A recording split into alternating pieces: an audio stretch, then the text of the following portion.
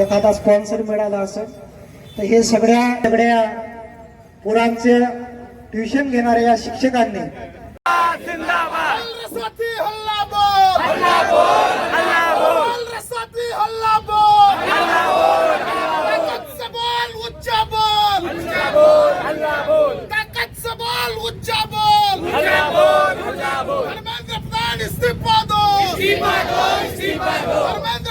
इस्तीफा दो बोल रे साथी हल्ला बोल वो कलम लेके के हल्ला बोल वो कागज लेके के हल्ला बोल वो कागज लेके के हल्ला बोल वो डंडा ले बोल वो झंडा लेके के हल्ला बोल वो डंडा लेके के हल्ला बोल जोर से बोल उच्चा बोल मोबाइल लेके हल्ला बोल इनकलाब जिंदाबाद इनकलाब जिंदाबाद शिक्षणाचे खासगीकरण थांबलेच पाहिजे शिक्षणाचे खासगीकरण थांबलेच पाहिजे शिक्षणाचे खासगीकरण थांबलेच पाहिजे एमपीएससीची परीक्षा ऑफलाईन झालीच पाहिजे एमपीएससीची परीक्षा ऑफलाईन झालीच पाहिजे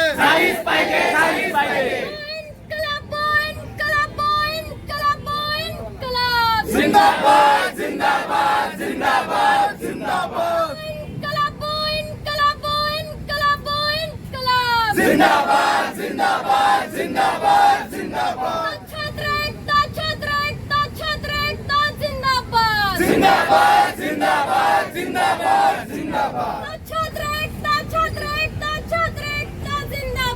जिंदाबाद जिंदाबाद जिंदाबाद जिंदाबाद अरे बोल रे साथी हल्ला बोल हल्ला बोल हल्ला बोल अरे बोल रे साथी हल्ला बोल हल्ला बोल हल्ला बोल सरकार पे हल्ला बोल हल्ला बोल हल्ला बोल पेपर लिख पे हल्ला बोल हल्ला बोल हल्ला बोल झंडा लेके हल्ला बोल हल्ला बोल हल्ला बोल अरे डंडा लेके हल्ला बोल हल्ला बोल हल्ला बोल शिक्षा चाहिए हल्ला बोल हल्ला बोल हल्ला बोल किताब लेके हल्ला बोल हल्ला बोल हल्ला बोल संविधान लेके हल्ला बोल हल्ला बोल हल्ला बोल शासन पे हल्ला बोल हल्ला बोल हल्ला बोल सरकार पे हल्ला बोल हल्ला बोल हल्ला बोल जोर से हल्ला बोल हल्ला बोल हल्ला बोल जोर से हल्ला बोल हल्ला बोल हल्ला बोल बोल रे साथी हल्ला बोल हल्ला बोल हल्ला बोल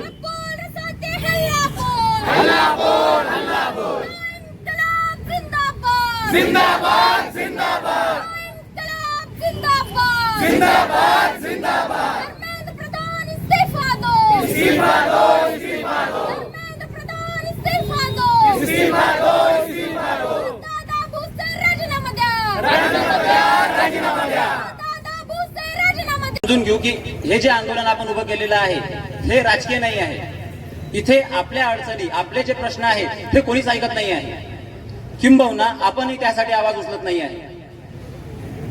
आपण रोज अभ्यास करतो आहे की यंदा पोलीस भरती राहील, यंदा शिक्षक भरती राहील, यंदा नर्स म्हणजे जेवढ्याही परीक्षा आहे यासाठी आपण वाट पाहत असतो की ह्या वर्षी राहील, या वर्षी राहील आणि दरवर्षी आपण अभ्यास करतो, वाट पाहत राहतो आणि फक्त वाटच पाहत राहावं लागतं. मग एखाद वर्षी त्यांना वाटते की 10,000 लोकांची भरती, 15,000 लोकांची भरती.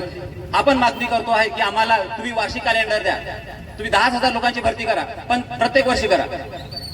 त्यानंतर आपण जे दुसरा मुद्दा घेतलेला आहे तो मुद्दा आहे चांदूर रेल्वे येथील जे जिल्हा परिषद शाळा आहे, ज्या शाळेमध्ये चांदूर रेल्वेला जे वैभव प्राप्त आहे, जे येथील जुने लोक आहेत, व्यक्ती आहेत, त्यांनी अनुभवलेलं आहे की जिल्हा परिषद शाळेचं वैभव काय होतं.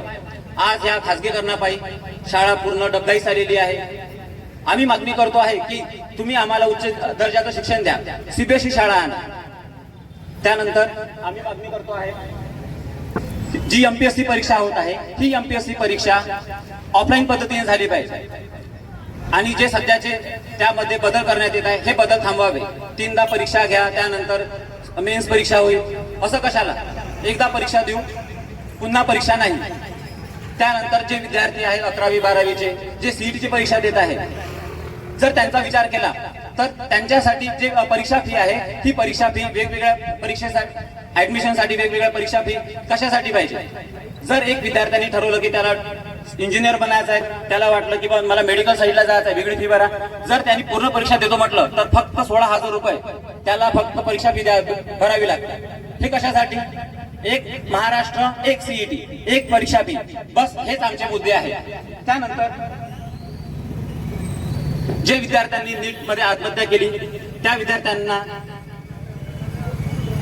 न्याय मिळाला पाहिजे आणि त्यांच्यासाठी सुद्धा सरकारने काही प्रत्येकी 10 ते 50 लाख रुपयेपर्यंत देण्यात यावे. तसेच जे दोषी आहेत आणि ज्या परिवारातले दोषी आहेत त्या सर्वांना या परीक्षेतून बाद करा, जेणेकरून पुढच्या पिढीला याचा एक धक्का बसेल आणि या सगळ्या गोष्टीसाठी जे यामध्ये जबाबदार आहेत त्यांनाही कठोर शिक्षा झाली पाहिजे. राजा और बदनाम मीडिया को उनकी रानी लिखूंगा, नेताओं को करप्शन का राजा और बदनाम मीडिया को उनकी रानी लिखूंगा. लिखूंगा कि कितने बच्चों ने सुसाइड किया, लिखूंगा कि कितने बच्चों ने सुसाइड किया क्योंकि उनके दिलों पे जख्म गहरे हो गए थे, क्योंकि उनके दिलों पे जख्म गहरे हो गए थे और हमारे नेताओं का क्या, वो कुछ पैसों के लिए बहरे हो गए थे.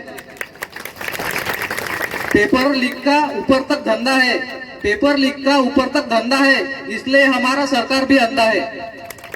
जोपर्यंत आपण याच्या विरुद्ध आवाज उठवणार नाही, जोपर्यंत आपण बोलणार नाही, तोपर्यंत असंच चालू राहणार आहे.